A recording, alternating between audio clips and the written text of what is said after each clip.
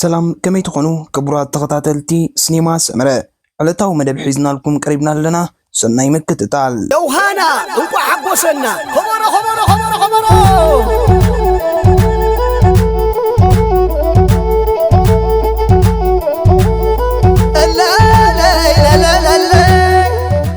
حرك نسو كلتا بلوتس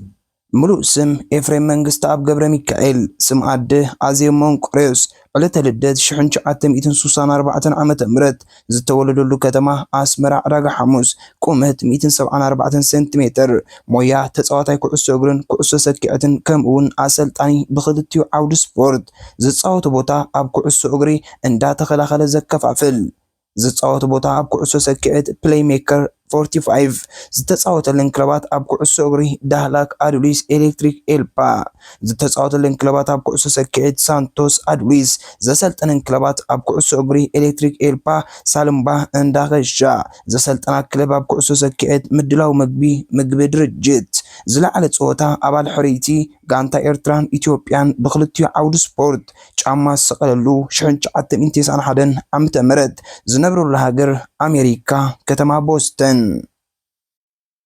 إفريم منغست أبي بحال كاببو نفسير منغست أب قبر ميكائيل كباديو عزب منقريس بشحنش عتم يسوان 4 عامة مرت أبتا معكن مفلفليتن مسأب سبورت نهاجر ناز خونت عبي غزاو تعداق حموساس مرات وليدو سدرا بيت نفسير أبوي منغست أب بفقري بحاليت بسراح بسبورت ببتحقازن اتفلت عب سدرائيو إفريم كاب سدرو مبل رابعي كوينو 3 أوالدن 4 وداتن يحوات يركبو أسماتهم دما حرقو يوناتان إفريم نازريت توماس أديان فيدلي بحالو دارغامول سدرا أبوي منغست أب سبورتاوين ناي سبورت فقرن زنبالن زلوم كوينوم أب تاريخ سبورتا هاجرنا أب إجام زبركوت يوم نابندت نمتكاس يوناتان بزوح عين سبورت زملو كوينو بفلاي بكعسو اقرن كعسو سكيعتن كساب زل على درجة بمتصح أب كلبات فانتوسي فابريكا سامنان كلب أدوليسن بلعلوانن كإلتن ستساوته عزي بلوتسن سمين سبورتن يعينيرو توماس بزوح عينتا سبورت زملو كوينو بفلاي بخلتي عود سبورت مالت بكعسو اقرن بكعسو سكيعتن كم عبيت يحواتون وفق تصاوتاي كوينو زيادة بكعسو سكيعت بمرهاب أمناء أبايت تمرتن بعد ما أنس تصاوته حيال لاي معقل تصاوتاي بلاي ميكر يونيرو أديام كابتان نتا بملؤ سدران عبيتي حواتان بحنققن بفقرن تخص كيساز عبيت كوينا أب سبورت لك كما عبيتي حواتا بزوح عين سبورتيا تتصاويتا بفلاي نخعص سكعت كن زيادة فقر بمهاب كساب زلعال درجة بصحة مسغانتا انت على كلاب شرق زد تصاوتت كوينا أب سبورتا قرنا رما 10 أزنبرت بلز تصاوتي تاني را فيدل أب كل عين سبورت فتينو جن بعتب الناس سلازي حزون كالتيفو سلازي قارص انبر أبزل على درجة كبتصح زخيلين يرو إفريم فريات نايتا بخنكن حاليتون كوس كيساز عبيتو ناي فقر صدرا ناي قزاو تعداق حموس وصيد كوينو كساب حجي إتاعت تعابيو أب نفسو سلاز سرطة ونان سنايت أوين أب ناي فقرن حبون تمثاليت كوينو تغبيرون تحافيرون زنبر زلو بدك سباتا زيفتون تباهجن سبيو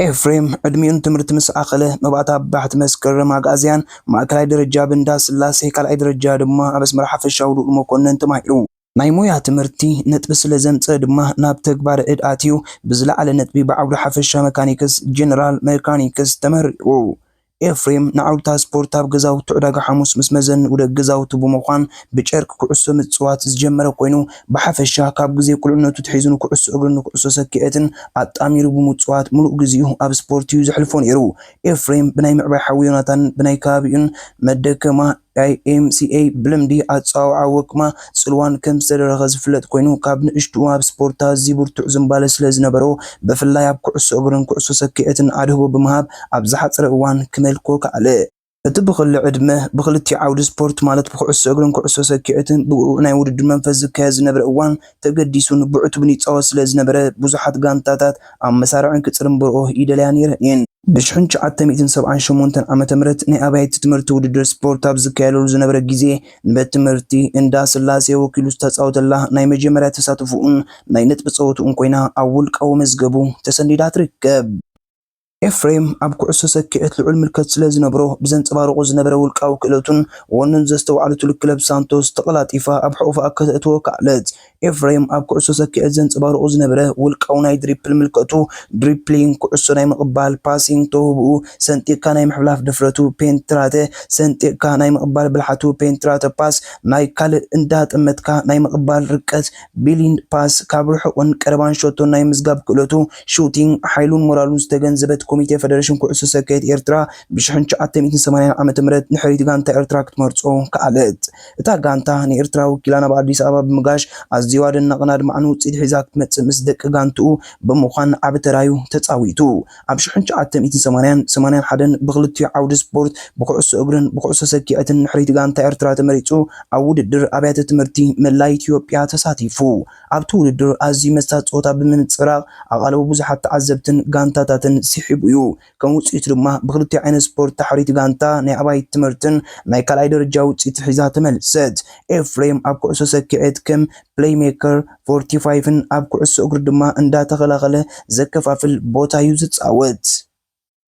إفريم منغست أب ناي ممحدار قبله إفريم كلتي عين سبورت كمي جيرو يسانيو نيرو سرع ودر أبز كارول زنبر أوان كل جزء كعسو سكيت كرم قطري كعسو أجر دما دحر قطري تصاوت نيرو دحرجن سبورت كوميشن حدش حق سلازدنججة سلازوت حديون كحز تجدد ملوك بملوك ناب كعسو أجر بمزنبال دما لعلو كعسو سكيت بعد معنت ناي سبورت ميون كقصلو كعلى أبشحنش عتمي سوانا حموشن عم تمرت بقص أجري نحريت جانتا إرترا وكيلو نأديس أبا بزقدلو جزء بواب بيلو نحريت جانتا إثيوبيا تمرت عبتستمرت قلو جزء ناي محسن تانصار كاب حبر السوفيت زمت جانتا بيمان مكل خالق قصر كل تتسلفو بعد معنت تساويتو عبتقتم كم تلمود بوتو كيد فره مساتن سحاب المنقسقاسان صباري ويو عبت عباي هاجرايت جانتا إثيوبيا مسبع النقاش تغيت دسالة جبر جرجش أماني الياسون تمريتو نأستا سلسو ورحة ترنيفهم مدلوات እንዳ ገብሩ ከሉ ኤፍሬም አምጽራይ ከተርፍ ከሉ ሰለስቲኦም ግን ተመሪጾም ክሳብ መጨረሽታ ተጻወቱ ብድሕሪኡ ንኻልኣይ ግዜ ናይ መንስያት ሕሪት ጋንታ ኢትዮጵያ ምስ ብሉጻት ቃይ ክለብ ኤልፓ ነብስሄር በረኸት ዘሚካኤል ተመሪጾም ንኣስታት ክልተ ወርሒ ዝኣክል ልምዳት ምድላዋትን ምስ ኣካየዱ ኤፍሬም ኣብ ናይ ልምድ ግዜ ብዘጋጥሙ ናይ እግሪ ኣብ ዓንካሪቱ ማህረምቲ ካብታ ሃገራዊት ጋንታ ክእለ ከሎ ነብስሄር በረኸት ዘሚካኤል ግን ናብ ሃገረ ሊብያ ብምኻድ ብሉጽ ፆታ ብምንጽብራቕ ናይ ትውድድ ዓይኒ ቀንድን ተጠማትን ኮይኑ ከም ዝሕልፎ ይፍለጥ إفريم نزخلت عين سبورت أبزل على درجة خبص حزق قالوا له مقنعات بجكاتنا يا سلطان تعلمتن زوها وزنبرة تمرتن سلطانان أبتر في جزء بعتهم بقص على نت توسخ المدات سرح بمنبارو كعب قرأت والفتات نتسام قانون كوينو كم أون مرأي عرما كايدو أميران كاميرا وصان دما نزخلت عين سبورت نابزل على درجة بنتسع ما يتصبو أبنت موديل سبورت هاجرنا بقدام نتيجة تكس كلت عين سبورت أبحر أوان بزل على درجان بعد ما عنت متسوات أب مويانا سبورت ساحتي يوزر نيفري منغست أب بقرب حركة زفتون أب عود سبورت عميق أفتو زلون بيت سبن سبورتن نا أمريكاوي ديون ساينرز بال بوت ستاتاي كعسو سكيعتن بيسبولن بروفيشنال درجة زتتصاوته يزخخر كان دابلو بني حبن قلات جيروم يمزغلصو إفريم كابتسانو تجميرو أبجزاوتم علاج حموس مدقما YMCA استفلالي ناي قرص أكلات ملعال كبدت أكروبات صدقات تنس ريزر بول بادمينتن كعسو مرببن كالوت عينتا سبورتن صبو غيرو يزملكم توسخون استفلالي عينتنا موزيكا مسارحتات كم كرار شامبو قفلوت جيتار كالئن يخئل نيريو نايزو كل أكب دمر وصيد دمه بسن ربونا حقوس رقو صوار فكار بعال أبرا أكخون كالو بسبورتاو قرص أكلات دما تريرن ستمون قوينو أزي تباهجن تفتاون نخون كم زحجزو يفلت إفريم منغست أبا كعسو أقرب خمي من قدي ناب كلب كعدتو كم زغالب قلص كله بروت تتصاوتاي معباي حويوناتان مسقان تافانتوسي فابريكا سامنا دحيرو مس كلب عدويس تتصاوته نابتناي لمد بوتا مسو بترغاغامي قيد بمنبارو صبوق غيرو نتعبد سبورت كملكو كم زغاله كم اون اب تغزيتي ناي قبليتا زغبر زنبره ازي لوق زمل ودر مستجمره مس عراغا حموس قبلي مسرت حدا عمت مستتصاوته مس فابريكا ጫማ ዳላ ክጽምበር ከአለ ምስ ክለብ ዳህላክ ንሓደ ዓመት ምስ ተፃወተ ምስታ መጋቢት ኩለን ክለባት ኤርትራ ዝኾነት ክለብ ኣዱሊስ ብናይ ኤፍሬም ክእለትን ብቕዓትን ብምድና ግዜ ከይወሰደታ ክለብ ተቐላጢፋ ክትፅንብሮ ካለት። ምስ ክለብ ኣዱሊስ ብ1981 ዓ.ም ቻምፒዮን ክለባት ኤርትራ ብምዃን ክለብ ኤሌክትሪክ ኤልፓ ድማ ካልኢት ብምውፃእ ንኤርትራ ራስ ገዝ ወኪሎም ናብ ኣዲስ ኣበባ ጌሾም። ኣብቲ ውድድር ክልቲአን ንኤርትራ ወኪለን ዝኸዳ ክለባት ዓብ ናይ ተመክሮን ልምድን በመቕሳም ማእከላይ ውፅኢት ሒዘን ብሰላም ናብ ኤርትራ ትመልሳ። ኤፍሬም ኣብ ክለብ ኣዱሊስ ንክልተ ዓመት ጽቡቕን ዕዉትን ናይ ስፖርት ፍቕሪ ሕውነትን ግዜን ድሕሪ ምሕላፍ ናብ ክለብ ኤሌክትሪክ ኤልፓ ተሰጋገረ። ናብ ክለብ ኤሌክትሪክ ኤልፓ ዝተጸምበለሉ ድማ ብ1983 ዓመተ ምህረት በቲ ዝተማሃሮ ዓውዲ ጀነራል መካኒክስ ምስ ተመረቀ ብቐጥታ ስራሕ ኣብ በዓል መዚ ኤሌክትሪክ ተመዲቡ ኣብ ጀመረሉ እታ ክለብ ናይ ትካል ስለ ዝነበረትን ከምኡ እውን ብሜላን ብልዑል ጻዕርን ብኣቦ ስፖርት ኤርትራ ዝኾነ ነብሴር ኣቶቁለታ ኣስፋ ናብታ ክለብ ክጽምበር ከኣለ። ታሪክ ምስረታ ዓባይ ክለብ ኤሌክትሪክ ኤልፓ ድሕሪ ምውዳቕ ስርዓት ሃይለ ስላሴ ብ1974 ዓመተ ምህረት ብወተሃደራዊ ስርዓት ዝምራሕ ስርዓት ደርግ ኣብ ስልጣን ዝደየበሉ ግዜ ናይ ነገር ሕማቅ ኣጋጣሚ ኮይኑ ስፖርት ሃገርና ብሰንኪ መግዛእቲ ከም ዘይምዕብል ስለ ዝተገበረ ኣብ 1975 ን1976 ንዝኾነ ተኣኪብካ ልምድ ኮነ ውድድር ንኸይግበር ስለ ዝተኣገደ ንኽልተ ዓመታት ዝኣክል ደው ከም ዝብል ተገይሩ ነይሩ። እንተኾነ ግን ኣብ መጨረሻ ወርሒ 1976 ዓመተ ምህረት ገለገለ ቅዱሳትን ፍቕርቲ ስፖርት ዘለዎም መኣክብን መራኽብን ክኾኖም በመባል ብመልክዕ ስፖርት ንጥዕና ብዝብል ኣብ ዕዳጋ ሐሙስ ሜዳ እንዳስላሴ ተወዳዲቦም 4 ጋንታታት ክመስርቱ ከኣሉ። እዘን ጋንታታት ናይ ሓባራ ኣካየዲት ኮሚቴ ብምምራፅ ኣብ ሰሙን ሓንሳብ እንዳኣተኸኸቡ ሰንበት ነንሕድሕደን ይጋጠማ ነይረን። ኣስማተን ጋንታታት ሴዳው፣ መድሓንቲ፣ መላዕልቲ፣ መጎኛታትን ይባሃላ። ጋንታ ሴዳው ብ1976 ዓመተ ምህረት ብኣቦ ስፖርት ኤርትራ ነብሴር ቅለታ ኣስፋ እያ ተመስሪታ። ነብሴር ኣቶቁለታ ኣስፋ ቀድማ ኣቢሉ እኹል ተመክሮን ስለ ዝነበሮም ነቲ ዛሕቲሉ ደው ኢሉ ዝነበረ ስፖርት ሃገርና ኣብ ምብርባርን ናብ ዝለዓለ ደረጃን ምብፃሕን ኣበርቲዖም ክሰርሑ ጀመሩ። ብፍላይ ንጋንታ ሴዳው ኣብ ምድልዳል ኣብ ምዕባል ብገንዘቦም ብጉልበቶምን ላዕልን ታሕትን እንዳበሉ ይኣሊዋን ይመርሕዋን ነይሮም እዮም። ስርዓት ደርግ ዝኾነ ሰብ ክእከብን ክፃወትን ስለ ዘይደለየ እቲ ኣብ ሜዳ እንዳስላሴ ተወዳዲቦም ክፃወታ ዝጀመራ 4 ጋንታታት ንኽፈርሳ ቀጢን ትእዛዝ ብምትሕልላፍ ክፈርሳ ክበታተና ተገደዳ።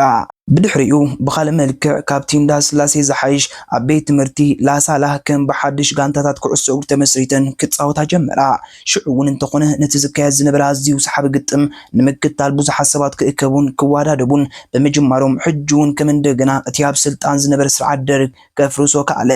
ኣብ 1977 ዓመተ ምህረት ኣብ ሃገርና ካልኣይ መድረኽ ስፖርት ብሓድሽ መልክዑ ተወዲቡ ኣብ ስታዲየም ኣስመራ ቺቸሮ ካብ ፋብሪካታት ኢንዱስትሪታትን ዩኒቨርሲቲ ወተሃደራትን ቀበሌን ዝተወከላ ሓደሽቲ ጋንታታት ተመስረታ። እቲ ንክልተ ዓመታት ተደጊሉ ፀንሐ ፍቅሪ ስፖርት ከም ብሓድሽ ኣብ ዝተቆላዓሉ ኣዝዮም ብዙሓት መንእሰያት ብክሊ ዕድሚኦም ኣብ ዝተፈላለየ ገዛውቲ ናብቲ ዓውዲ ስፖርት ክውሕዙ ጀመሩ።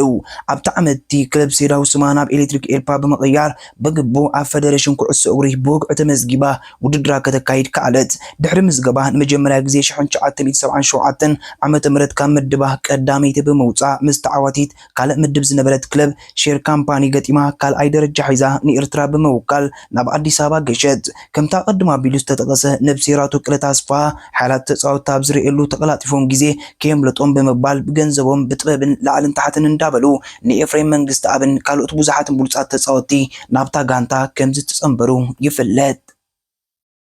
ኤፍሬም መንግስቲ ኣብ ኩዕሶ እግሪ ዝውኖ ዝነበረ ብቕዓቱን ቅዲ ኣፃውቱን ብዘርዝር ክርአ እንከሎ ብዲሲፕሊን ዝተሃንፀ ኣርሓ ማእከል ሜዳን ምክልኻልን ኤፍሬም ካብ ብጎነፅ ብጥበቢዩ ኩዕሶ ዝምንጥልን ዝከላኸልን ኣብ ግዜ ምክልኻል ከይተረበሸን ደቂ ጋንትኡ ክቐብል ዝኽእል ክኸውን ከሎ ከም እውን ናይ ኣካፈልቲ ዕማም የማልእ መስተውዓልን ወናኒ ሙሉእ ርእሰ ዲሲፕሊን ብምዃኑ ድማ ሓለቓ ጋንታ ኮይኑ ንደቂ ጋንትኡ ኣብ ግዜ ፀወታን ካብ ፀወታ ወፃን ፅቡቕ ናይ ምሕደራን ሞራልን ብቕዓትን ይውንን ነይሩ። ኣብ ሜዳን ካብ ሜዳ ወፃን ዘንፀባርቆ እሩማት ፀወታ ፍሉይ መለለይኡ እዩ ነይሩ። ጎዩ ዘይደክም ወናኒ ሙሉእ ድፍረት ኩሉ ግዜ ብስነ ልቦናን ብኣካልን ድልው ኩዕሶ ክሕዝ ከሎ ታሃዊኹ ኣይቀልዕን ኩዕሶ ረጊፁ ፃውትን ሰብሪኡ ዘቐብልን ጋንትኡ ኣብ ተጥቅዓሉ ትደፋኣሉ ግዜ ንተፃወቲ ደቂ ጋንትኡ ብስነ ኣእምሮውን ብኣካልን ሞራል ብምሃብ ኣብ ምርግጋእን ኣብ ቁጡፍ ፀረ መጥቃዕቲ ካውንተር ኣታክ ውሳነ ፍሉይ ክእለት ነይርዎ። ኩዕሶ ብሜላ መንጢሉ ተቐላጢፉ ኣብ ጥቕሚ ዘውዕል በዓል ሙሉእ ጥበቢ ነይሩ። ኮታ ኤፍሬም ኩለንትናዊ ተፃዋታይ ነይሩ ክትብል ትደፍር። ምስ ክለብ ኤሌክትሪክ ኤልፓ ካብ 1983 1991 ናጽነት ከም ተጻዋታይ ድሕሪ ናጽነት ድማ ካብ 1992 1993 ዓ.ም ከመሰልጣኒ ጸኒሑ ዝረኸበ ዓወት ምስ ንርኢ ድማ ምስ ክለብ ኤሌክትሪክ ኤልፓ ከም ተጻዋታይ ከሎ ኣብ መንጎ ገለገለ ክለብ ኤርትራ ጫማ ቺፖሊን ዝወስድዎ እንተዘይኮይኑ ንልዕሊ 7 ግዜ ቻምፒዮና ልዕሊ 5 ግዜ ድማ ተዓዋቲት ኣውዲቕካ ምሕላፍ ኮይና ኣብቲ ኣሰልጣና ብዝኾነሉ ግዜ ድማ ክለቡ ኣብ ሓደ ዓመት 3 ግዜ ዋንጫ ጨቢጣ ንቻምፒዮን ሓዊስካ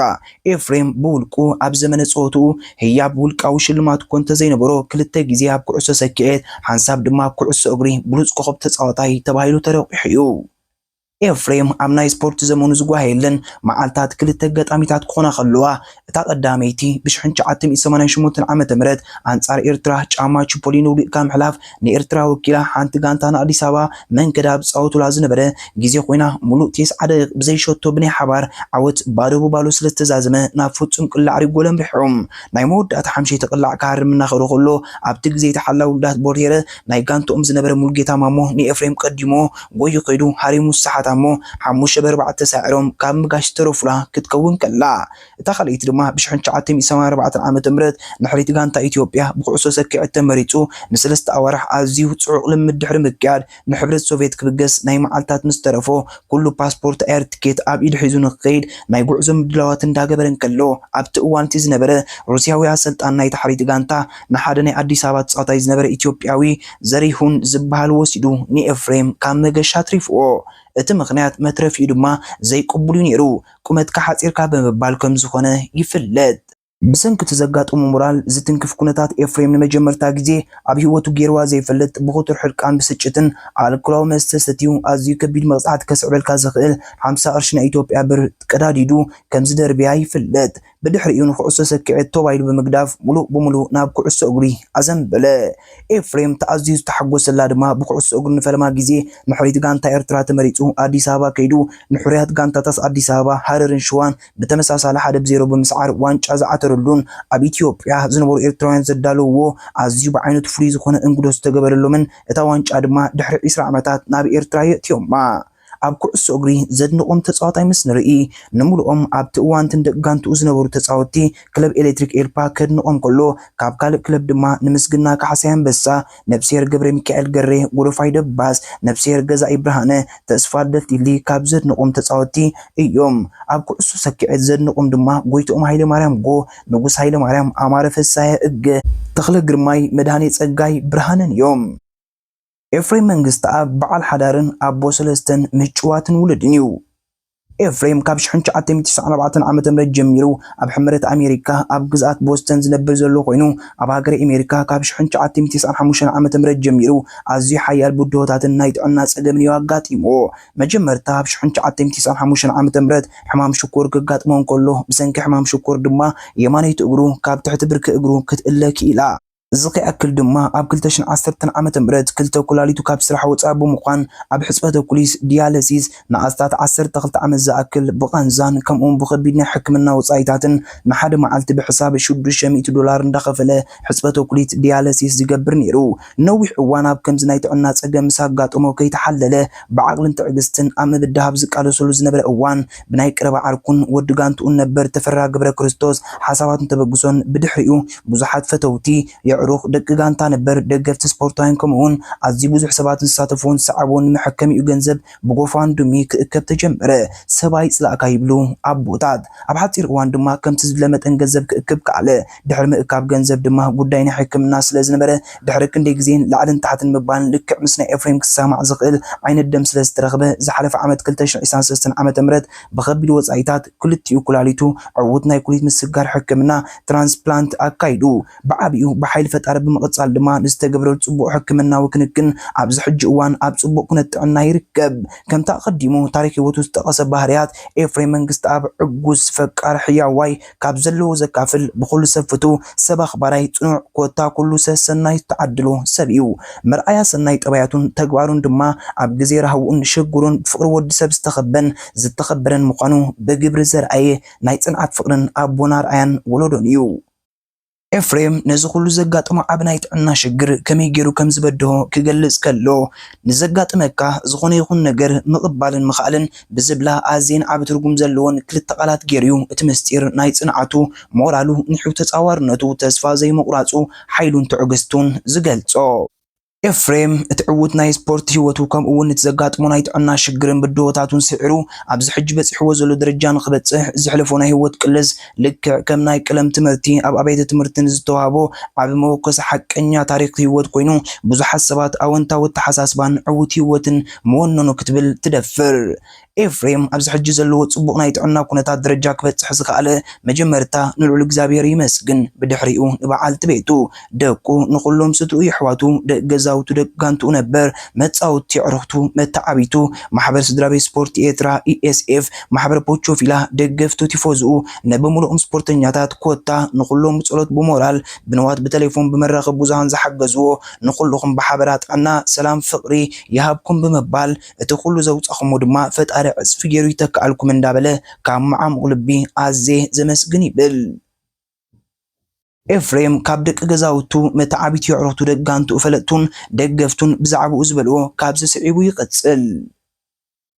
ኤፍሬም መንግስቲ ኣብ ሓደ ካብቶም ዕዳጋ ሐሙስ ዘፍሬቶም ኣብ ባስኬትቦል ኮነ ኣብ ኩዕሶ እግሪ ኮኸብን ዓብ ተራ ዝነበሮ ተጻዋታይ ነይሩ ጋንታ ኤሌክትሪክን ብዓባይ ቾሮን ብዘይ ኤፍሬም መንግስቲ ኣብ ኣነ ብውልቀይ ብስእለ ኣእምሮ ንኽስእላ ኣዝያ ተጸግመኒ ኤፍሬም ተጻዋታይ ጥራይ ዘይኮነስ ካብቶም ብሉጻት ኣሰልጠንትን ባስኬትቦል እውን ነይሩ ነታ ኣነ ዝጻወተላ ዝነበርኩን ጋንታታት ቺፖሊንን ሜሎትን መዳርክተን ተወዳዳሪት ዝነበረት ጋንታ ክለብ ምድላው ምግብ ድርጅት ንኣስታ 3 ዓመታት ብግቡእ ኣሰልጢንዋ እዩ ኣብ ትሕቲ ኤፍሬም ኮይነ ኣብ ስልጥነቱ ዝነበረ እዋን ብዙሕ እውን ካብ ኤፍሬም ተማሂረ ኤፍሬም ኣብ ዲሲፕሊን ዝኣምን መቕሉልን ፈታዊ ሰብን ነይሩ ሽዑ እኳ ፈታዊ ሰብ ተኾነውን ናይ ልምምድ ሰዓት ጀሚራ ክሳብ ትውድእ እታ ሕውነት ደው ይዘብላ ተወሳኺ ናይ ኤፍሬም ብጣዕሚ ዘገርማን ባህርያት ከዓ ነይረንኦ ቀዳማይ ድኻም ንሱ ኩዕሶ እግሪ ምስ ጋንታ ኤሌክትሪክ ኤልፓ ኣብ ዝተጻወተሉ ዝነበረ እዋን ናትና ሰልጣን ብምንባሩ መብዛሕትኡ ግዜ እውን ምሳና ኣብ ልምምድ ይጻወት ነይሩ እዩ ድኻም ትበሃል ኣብ ገጹ ከተንብበሉ ኣይትኽእልን ኢኻ ካልኣይ ሕርቃን ሓደ ግዜ ጋንታና ሳዕራ ክትወፅእ ከላ ሕርቃኑ ከተንብቦ ዘይትኽእልን መፅዩ በባሕደን ኩልና ተጻወቱ ሞራል ዝህብኒ ነይሩ ሳልሳይ ሓጎስ ንዓበይቲ ጋንታታት ስዒርካ እውን ናይ ሓጎስ ምልክት ከተንብበሉ ትጽገም ከመይ ሲበት ዘመዝገብከ ዓወት ንኸይትሰክርን ንዝመጽእ ብዙሕ ስራሕ ከም ጽበየካን የመላኽተልካ ናይ ኤፍሬም ታሪክ ቤን ጀሚርካ ቤን ክትውድኦ ከም ዘለካ ይጸግሚው ኣብ ኩዕሶ ሰኪዔት ምስ ጋንታ ኣዱጅ ተጻዋታይ ከሎ ብዙሕ ዓወታት ዘመዝገበ ክኸውን ከሎ ኣባል ሕሪት ጋንታ ኤርትራ እውን ምስ በዓል ንጉስ ሃብተ ማርያም ኣማረ ፍሳሐ ተኽለ ግርማይ እውን ነይሩ እዩ ናብ ሃገራዊት ጋንታ ኢትዮጵያ ሕጹይ ኮይኑ ኣብ ዝተመረጸሉ እዋን ከዓ ባስኬትቦል ድሓንኩን ኢልዋ ናብ ቺቾሮ ይምርሑ መንገዲ ኣልዊስ ገይሩ ናብ ኤሌክትሪክ ምስ ከደ ዘመዝገቡ ዓወታት ከዓ ኩላትና ንፈልጦ እዩ ብኩዕሶ እግሪ ድማ ኣባል ሕሪት ጋንታ ኤርትራን ኢትዮጵያን ነይሩ እዩ ምናልባት ኣብ ዝቕጽል ኣስፋ ሓቢለ ክገልጾ ክፍትነ ብዛዕባ ኤፍሬም ዝነበሮ ስምን ዝናን ዘኪረ ጥራሕ ክሓልፍ ንዓይኒ ውልቀይን ሕልናይን ኣይፍቅደለይን እዩ መብዛሕትኡ ግዜ ኣብ ስፖርት ዓብ ዝና ዝነበረ ሰብ ካብቲ ስፖርት ምስ ተገለለ ዳርጋ ይርሳዕ እዩ ንሕና ግን ኣይረሳዕናካይና ክብሎ ይፈቱ ንሎሚ ኣብዚ ይኣኽለኒ ንኤፍሬም ከዓ ኣብ ዘለዎ ሰላምን ጥዕናን ይምነየሉ ብሉጽ ተጻዋታይ ኩዕሶ ሰኪዔት ክለብ ምድላው ምግብ ድርጅት ነበር ኣቤላ ኣስናቐ ካብ ሽወደን ንኤፍሬም ካብ ኩዕሶ እግሪ ቅድሚ ሃገራዊት ጋንታ ኢትዮጵያ ብሓንሳብ ምራጽና ኣቐድማ ቢለብ ናይ ርሑቕ ርሕቐት ዝፈልጦ ነይረ ክፈልጦ ዝኽኣል ኩሉ መንገዲ ድማ ብዕላል ናይ መዛኑ ስፖርታውያን ኮይኑ ሓደ ንፉዕን ብሉጽ ተጻዋታይ ኩዕሶ ሰኪዔት ኤፍሬም መንግስቲ ኣብ ዝበሃል ኣብ ኤርትራ ከም ዘሎ ይሰምዕ ነይረ ምስ ኤፍሬም በኣካል ዝተነኸምናሉ ድማ ኣብ 1989 ዓመተ ምህረት ንሃገራዊት ጋንታ ኢትዮጵያ ብኩዕሶ እግሪ ተመሪጹ ንኣዲስ ኣበባ ምስ መጸ እዩ ኣነ ዝፈልጦ ብኩዕሶ ሰኪዔት እሱ ዝተመርጸሉ ብኩዕሶ እግሪ ኣዝዩ ገሪሙኒ ምክንያቱ ንኽልቲኡ ዓውዲ ስፖርት ማስተር ከተብል ኣዝዩ ከቢድ እዩ ስለዚ ኤፍሬም ብኽእለቱ ብጽፈት ኣከዳድንኡ ብብልጽነቱን ብስነ ስርዓቱን ብኣኽብሮቱን ብፍጹም ካብ እምሮይ ዘይሃስስ ኣብነታዊ ስፖርተኛ እዩ እቲ ኩሉ ዘይሰኣኑ እግዚኣብሔር ሙሉእ ጥዕናን ምሕረትን ክህቦ ይምነየሉ ይብል ኣስራት ኣዱኛ ተጻዋታይ ቡና ገበያን ሃገራዊት ጋንታ ኢትዮጵያ ነበር ካብ ስዊዘርላንድ ኣብቲ ተወይለ ዝዓበ ኩሉ ገዛውቲ ዝበዝሑ ምዕባያ ብዝተፈላለየ ዓይነት ስፖርት ዝፃወትሉ ከባቢ ስለ ዝነበረ ብፍላይ እቲ ዓመት ሙሉእ ስሩዕ ውድድር ዝካየደሉ ስፖርት ኩዕሶ እግሪ፣ ኩዕሶ ሰኪዔት ከምኡውን ቅድም ብሽክለታ ዝሳተፉ ዓበይቲ ደገ ገዛውትና ብምርኣየ ምስኣቶም ኣብ እዋን ልምምድን ውድድርን ምኻድ ካብቲ ባታ ዝፈጥረለይ ዝነበረ ናይ ቁልዕነተይ ግዜ እዩ። ኣብ ፖቾ ፊላ ኩዕሶ ሰኪዔት ኣብ ስታድዮም ድማ ኩዕሶ እግሪ ተፃዊቶም ወዲኦም ክዳኖም ተኸዲዶም ነናብ ገዝኦም ክምለሱ ኣብ ዝርእየሉ እዋን ምስቶም መዛኖይ ተቀዳዲሚ ኢዶም ሰላም ብምባል ናይ ስፖርት ሳንጦ ምስካምን ናይ ሒደት ደቃይቅ እቶም ዝኾና ስለስማዓና ዝነበረ እታ ህሞት ናይ ህንጥይነትና መካሓስ ኣጋጣሚ እዩ ነይራ። እቲ ኣብ ግዜ ልምድን ውድድርን ዝገብሮ ምንቅስቃስ ምድጋም ናይ ወትሩ ዝፈትዎም ዘስተማቕሮን ዕለታዊ ፍጻሜታት ኮይኑ ኣብ እምሮይ ተሰኒዱ ይርከብ። ሓደ መዓልቲ ኣብ ሓደ መራኸቢ ብዙሃን ናይታ ኣዝየ ዝፈትዎ እሞ ከዓ ብትሕትንኡ ለውሃቱ መንፋዕቱን ፅሬቱን ዝላዚ መሳጥን ብሉፅን ናይ ስፖርት መይኡን ተፃሒፉ ርአዮ። ተመሲጣ ኣንቢብዮ ክሓልፍ ጥራይ ግን ኣይደለኹን። እቲ ንመዛነዩን ደገ ገዛውተይን ዓብ ኣብነት ኮይኑ ዘዕብየናን ኣብ ውሽጠይ ዝተወቀረ ዝኽርታተይ ከካፍለኩም እየ ወሲነ። እወ ኣያና ኤፍሬም መንግስቲ ኣብ ኮይኑ ግን ኤፍሬም ተፃዋታይ ጥራይ አይነበረን። ኪኖ ተፃዋታይ በቲ ዘርእየካ ፍቅርን ምትሕብሓብን ካብቶም ኣብ ሂወተይ ፀለውኒ ሰባት ሓደ እዩ። ንሕና እውን ብግዴና ምስ ጎበዝና ኣብ እንዳ ስላሴ መፃወቲ ኩዕሶ እግሪ ናይ ገዛውቲ ክንጋጠም ኣብ ዝጀመርናሉ ዝነበርና እዋን ሓደ ግዜ ኣብ እንዳ ስላሴ ግጥም ነርና። ኩላትና እቶም ንፃወት ካብ መቅረብናን ፈተውትናን ጫማ መፃወቲ ሒዝና ንመፅእ መንግስተ ሰማያት የዋርሶ ስቡ ዳንኤል ተክለ ዓርቅናን መተዓቢትናን ጫማ መፃወቲ ይስእን። በቃ ፈቀዱ ኸይደ ጫማ መፃወቲ ስለዝሰኣንኩ ንኤፍሬም መንግስቲ ኣብ ካሓቶ ይብለና። ኩላትና ተመፃወቱ መተዓቢትን ብሓንሳብ ብሓደ ድምፂ እዋ ክደፍር በጀኻ ንኻልእ ለምን ንሓደ ሃገራዊት ጋንታ ዓባይ ክለብ ኤርፓን ፃወት ፍሉጥ ሰብ ጫማ ክትልምን ዘይከውን ንብሎ። ስቡ ዳንኤል ግን ብድፍረት ንኤፍሬም ከይዱ ጫማ መፃወቲ ሓቶ። ኤፍሬም ሕራይ የኣኽለካ እንተኮይኑ ኢሉ ኣዝዩ ፅቡቅ ሓድሽ ኣይዳስ ጫማ መፃወትን ንእሽቲ ሓዊ ፊደል ክህቦ መልእኽቲ ነጊርዎ ኸደ። ፊደል ከማን ኣይፈትወን ክህቦን ዳንኤል ግና ኤፍሬም ስለ ዝብሎ ክህቦ ከኣለ። ሓቂ እዩ ግን ፊደል ንባዕሉ ገይርዎን ዘይፈልጥ ኦሪጂናል ጫማ ክትህብ ንሰብ ቀሊል ኣይኮነን። ዳንኤል ጫማ ሒዙ ምስ መፀ ኩላትና ሰንቢድና። ብድሕሪኡ ናብ ሜዳ መፃወቲ ኸይድና ስቡእ ዳንኤል ተክለ ብዘመዝግበን ጎላት ስዒርና ወፂና። ኩላትና ድማ ተን ጫማ ርሒሰናና እንዳበልና ዳንኤል ጨሪቕናሉ። ስቡእ ዳንኤል ፅቡቅ ገይርዎ ኢሉ ኣመስጊኑ ክመልሰሉ ከሎ ብዕቱብ ተገዲስካ ተቁፅሎ እንትኾንካ ካልእ ጫማ ንሓላሉ ክህቦ ምዃኑ ተመባፂዑ ብሓጎስ ብደስታ ኣፋንኦ። ኤፍሬም ንኩሉ ሰብ ኣፍቃርን ሓላይን ምዃኑ ብግብሪ እዩ ምሂርና። ኣብ ልዕሊ ዓበይትን ወለድን ዝነበሮ ክብሮት ሓደ ካብ ተፈተውት ሰባት ገይርዎ እዩ። ካልእ ካብቲ ብዙሕ ውሕድ ፅቡቅ ተግባራቱ ከካፍለኩም። ኣብ ሓይሊ ኤሌክትሪክ ተቆፂሩ እንዳሰርሐ ከሎ ቢል ወረቐት ናይ ኤሌክትሪክ ክኸፍሉ ሒዞም ዝመፁ ፅጉማት ስድራ ቤት ካብ ጅቡኡ ይኸፍለሎም ነይሩ። ኩለን ኣዴታት ጣይታ እንዳሰንከታ ከልዋ ፈለማን ቆልዑየን ጨው ገይረን ዝህባና ነይረን። ኤፍሬም ኣብ ካንሸሎና ኣብ ዝመፀሉ ግዜ ኣደይ ጣይታ ክትስንክት እንድሕር ፀኒሓቶ ኩሕለየ ጣይታ ጨው ጌርካ ብኒሉ ከይበልዕ ከይድን። ብኸምዚ መንገድታት ገይሩ እዩ ፍቅርን ኣኽብሮትን ዝገልፅ ዝነበረ። ንዓይ ኣቦይ ወልደ ሚካኤል ገዲል ብዛዕባ ኤፍሬም ክዝክር ከሎ ከምዚ ይብል። መጀመርያ ምስ እንዳ መንግስቲ ኣብ ሓደ ካንሸሎ ኢና ነርና። ስለዚ ንኤፍሬም ካብ እግሪ ተኽሊ ክሳብ ካብ ጋንታና ኣሉሊስ ዝወፅእ ባዕለይ የዕብዮ ኣሰልጢንዮን። ኤፍሬም ካብ ዮናታን ምዕባይ ሓዊ ኣይበልፅን እዩ። ግና ኤፍሬም ከይተሓለልካ ምፅዓርን ኣብ ዝኾነ ግዜ ብቁዕ ኮንካ ክትርከብ ዝለዓለ ድሌት ስለዝውንን እኹል ልምምድ ናይ ምግባር ነብሱ ካብ ጎዳኢ ነገራት ምቁጣብን ዲሲፕሊን ስለዝነበረ እዩ ኣብ ዝለዓለ ብቕዓት ክበፅሕ ዝኽኣለ ብምባል እዩ ነቲ ካብ ህፃንነቱ ፅቡቅ ገይሩ ዝፈልጦን ዘዕብዮን ኣድናቆቱ ብናፍቖት ዝገልፆ። ሓዊው ንቡር ሂወት ክመርሕ እቲ ኩሉ ዘይሰኣኖ እግዚኣብሔር ሙሉእ ምሕረት ይሃቦ። ዘካርያስ ገዲል ካብ ካናዳ። ምስ ኤፍሬም ጥራይ ዘይኮንኩስ ዳርጋ ምስ ኩሎም ስድራ ባባ መንግስቲ ኣብየ ዘፋለጥ ምስታ ናይ ሰላምን ፍቅርን ስድራ ፅቡቅ ናይ ፍቅሪ ሕውነትን ምትሕላይን እዋን ይሕሊፈ። ንኤፍሬም መንግስቲ ኣብ ጌና ህፃን ከሎ ኸየ ዝፈልጦ ከም ተራ ደጋፊ ኣብ ዝነበር ኩሉ ድሕሪ ገለ እዋናት ግን ንነብሰይ ንርኢ ኣንጻር ኣዝዮም ስሙያትን ብሉፃትን ተፃወቲ ኣብ ሜዳ ኩዕሶ ክትፃወት ርእያ ብጣዕሚ እየ ተሓጒሰን ተገሪመን። ንነብሰይ ደጋጊማ ሓቲተያ ኪሮስ ዲኻ ኣንጻርቶም ኣብ ሜዳን ካብ ሜዳን ወፃን ሞዴልካ ዝነበሩ ትገጥም ዘለኻ ነብሰይ ግን ትብዒላ መሊሳትለይ። እወ ንስኻ ኢኻ ኣጆ ኸይላትኒ። እወ ብኩሉ ሸነኽ ተብዐ ብኣካልን ኣእምሮን ዓብያ ኣብ መጨረሻ ድማ ሳልኦም ዕዉት ናይ ስፖርት ግዜ ሕሊፈ። ኤፍሬም መንግስቲ ኣብ ብኽእለቱ ብፅሬቱ ብቅዲ ኣከዳድንኡ ንደቂ ጋንትኡ ሞራል ኣመሃብን ደፍረቱን ኣይርስዖን እየ። ኣብ ውሽጢ ሜዳ እንዳተፃወተ ከሎ ንደቂ ጋንትኡ ልክዕ ከመሰልጣኒ ኮይኑ ዝኣልዮም ነይሩ። መርኣያናቱ ድማ ድሕሪ ናይ ፀወታ ዘመኑ ብቐጥታ ሰልጣኒ ኮይኑ ዕውት ጋንታ ዝሃነፀ። ስለዚ ቅድመይን ምሳይን ዝተፃወቱ ኩሎም ተፃወቲ ንዓይ መዝገበ ቃላት ኩዕሶ እግሪ ፉትቦል ዲክሽነሪ ክኾኑ ከለዉ ሓደ ካብኣቶም ድማ ኤፍሬም መንግስቲ ኣብይ ይብል ብምድፍናቕ بلوز تصاطاي كلب بوليسال تحرير نبر كيروس بينه كاب شودن عدالاون أقربن دانيال منجستو قد